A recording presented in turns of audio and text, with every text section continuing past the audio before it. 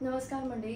खरं तर हा नेहमीसारखा व्हिडिओ नाही आहे, मला माहिती आहे. आणि मला तुम्हा सगळ्यांना एकच आवाहन करायचं आहे की मी खूप मोठ्या आर्थिक अडचणीमध्ये सापडले आहे, तर त्यामुळे तुम्हा सगळ्यांची मला मदत हवी होती.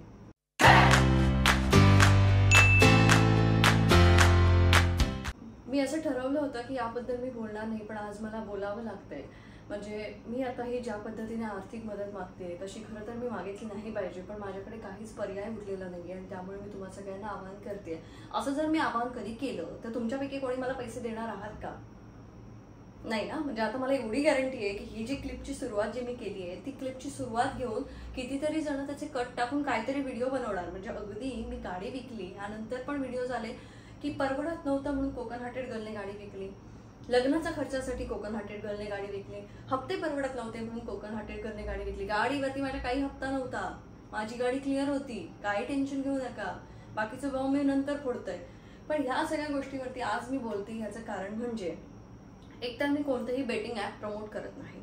आणि आजकाल फोन आपण एखाद्याला लावला की त्याच्यानंतर एक कॉलर ट्यून आपल्याला अशी ऐकायला येते ना की कुठचाही फ्रॉड असेल तर तुम्ही हे करू नका. म्हणजे निदान मुंबईत तरी फोन लावल्यानंतर ती मला ऐकायला येते, मला माहित नाही की कुठे कुठे काय काय ते.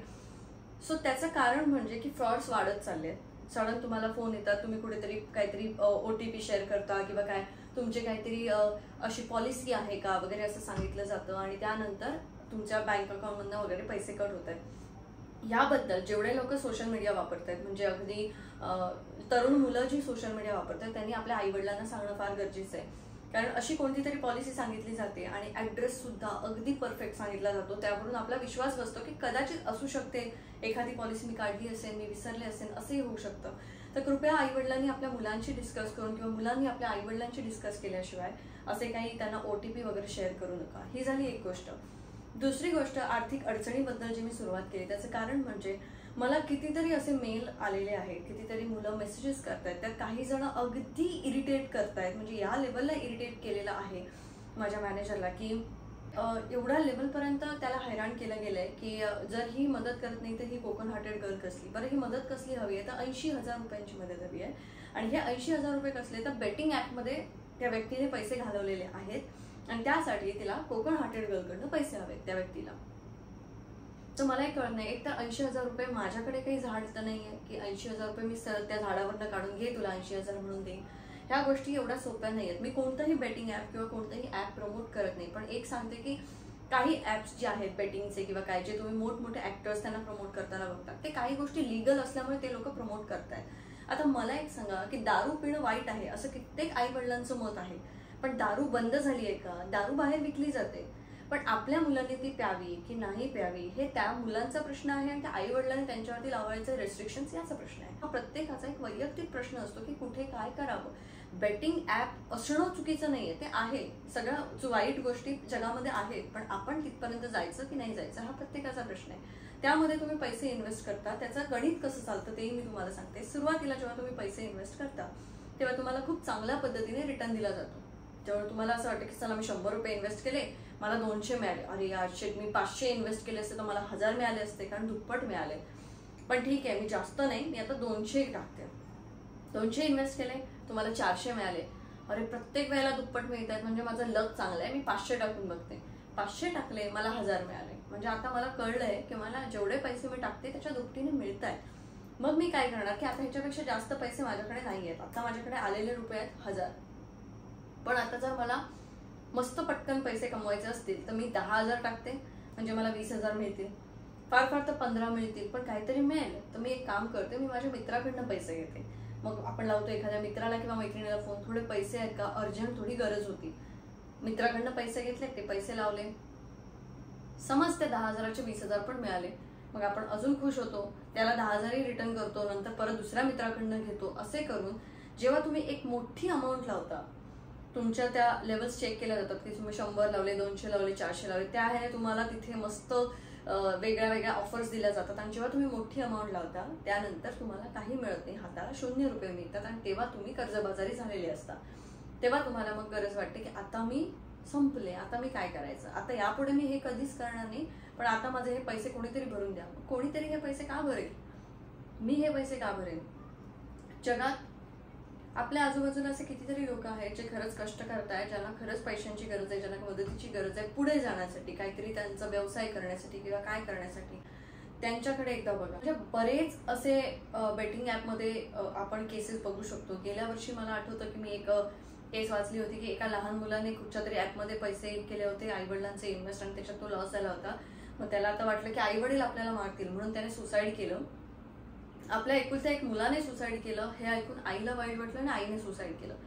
सो एका चुकीमुळे एक फॅमिली उद्ध्वस्त झाली. आणि ते मी वाचलं होतं आणि ते मी सोशल मीडियावरती पण पोस्ट केलं होतं आय थिंक, की हे अशा प्रकारचे ॲप प्रमोट करणं किंवा जे लोक प्रमोट करतायत त्यांना थांबवणं. तुम्ही त्यांना सांगू शकता किंवा सिम्पली, हे प्रत्येकाचा प्रश्न आहे, प्रत्येकाच्या पोटापाण्याचा प्रश्न आहे. एखाद्याला जर काही अजून प्रमोशन्स मिळत नसतील किंवा काय, सोशल मीडिया हे जे आहे ना, हे सगळ्या गोष्टी ह्या प्रमोशनल कंटेंटवरती चालतात. डायरेक्ट सोशल मीडिया कुठच्याही इन्फ्लुएन्सरला वगैरे पैसे देत नाहीये, किंवा देत असेल तर तो फार कमी प्रमाणात देतो. त्यामुळे हे प्रमोशन्स वगैरे जे असतात या गोष्टीवरती हा प्रत्येक इन्फ्लुएन्सर, युट्यूबर, म्हणजे माझं सुद्धा घर चालतं. त्यामुळे आपण काय प्रमोट करतोय हे खूप गरजेचं आहे आणि खूप जबाबदारीने वागणं गरजेचं आहे. त्यामध्ये जर एखादी व्यक्ती बेटिंग ॲप प्रमोट करत असेल तर ती चुकीची म्हणू नका, की तिची गरज असेल, तिला फायनान्शियल गरज आहे, तुम्हाला काय घ्यायचंय, किंवा आपल्याला वाटतं की ती व्यक्ती चुकीच्या गोष्टी प्रमोट करते, तिला अनफॉलो करा. उद्या जाऊन मी एखादी गोष्ट चुकीची प्रमोट केली ना तर मला अनफॉलो करा. काही वेळेला मी सुद्धा, मला असं वाटलं की नाही यार, हा प्रोजेक्ट मला केला पाहिजे, मला ह्या प्रोजेक्टमध्ये दम वाटत नाहीये, पण हा प्रोजेक्ट मी करते कारण मला गरज आहे पैशाची. असे पण प्रोजेक्ट मी केलेले आहेत. मला विचारा, जे नंतर मला लोकांनी सांगितलं की अरे यार हे का केलंस तू, एवढं काही खास नव्हतं. मला माहिती ते खास नव्हतं, पण मला चांगले पैसे ऑफर केले जात होते आणि मला तेव्हा पैशांची गरज होती, मी ते केलं. कुठचंही वाईट काम मी करत नाहीये किंवा कुठचंही आई वडिलांची शर्मेने मान खाली जाईल असं काम करत नाहीये. तोपर्यंत मला कोणतंही काम करणं हे चांगलंच वाटणार आणि ते मी करणार. त्यामुळे प्रत्येकाने मेहनतीने काहीतरी करा. ह्या बेटिंग ॲपमध्ये पैसे इन्व्हेस्ट करणं आणि आईवडिलांचे पैसे घालवणं हे बंद करा आणि त्यानंतर कोणाकडेही पैसे मागू नका. जर तुमचे पैसे डुबलेत तर त्याचं सर्वस्वी जबाबदार तुम्ही आहात आणि त्यातून परत उभं राहण्याची जबाबदारी पण तुमची आहे. मी आयुष्यात खूप चुका केल्यात किंवा जे काही केलंय त्या सगळ्यांमधनं मी माझं उभी राहिलेली आहे. मी त्यामुळे सगळ्यांना हेच सांगते की चुकलात, बेटिंग ॲपमध्ये पैसे टाकले, चुकलात, आता कळलं, आयुष्यात धडा मिळालाय. 50,000 रुपये असतील, 80,000 रुपये असतील, हे कमवणं म्हणजे शहरांमध्ये तरी काही कठीण नाहीये. कुठेही जॉब करू शकता, भरपूर जॉब मिळतात. त्या वेळेला एखाद्या हॉटेलमध्ये वेटर म्हणून काम करण्याची पण तयारी ठेवा. तुमचं प्रोफेशन किंवा तुमचं मी एवढंच शिकले हे सगळं बाजूला ठेवून एखाद्या हॉटेलमध्ये वेटर म्हणून जरी लागलात तरी 10,000 रुपये सॅलरी जरी मिळाली ना तरी 5 महिने काम करा आणि ते जे काही तुमचा जो हे आहे, जे काही तुम्ही खड्डा खणलाय तो खड्डा भरून काढा आणि त्यानंतर कामाला लागा. बाहेर मोठमोठ्या शहरांमध्ये, बाहेरच्या देशामध्ये जेव्हा आपल्या इंडियातली मुलं जातात ती काम करूनच तिथे शिकतात किंवा काम करूनच आपल्या बाकीच्या गोष्टींचे खर्च चालवतात. सो काम करणं ही कोणतीही वाईट गोष्ट नाही आहे.